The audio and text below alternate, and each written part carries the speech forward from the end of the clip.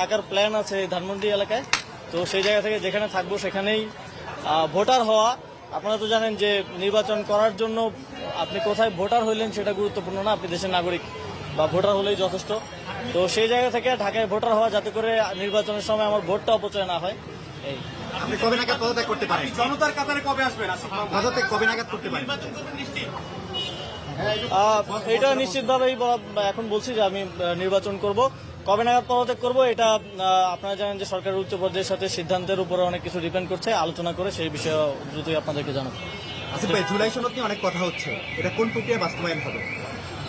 এই বিষয়ে এখনো যেহেতু কোনো সিদ্ধান্ত আসেনি, আপনারা জানেন যে সরকার রাজনৈতিক দলগুলোকে আলোচনা করার জন্য সময় দিয়েছে এবং সরকার রাজনৈতিক দলগুলো থেকে ফিডব্যাক পাওয়ার পর চূড়ান্ত সিদ্ধান্ত নেবে। সিদ্ধান্ত নেওয়ার পরে বলা যাবে, এখনই কিছু বলা যাচ্ছে না। সরকার রাজনৈতিক দলগুলো করছে, সরকার আসলে জনগণকে নিয়ে ভাবছে না, এটা নিয়ে আসলে কি বলবেন?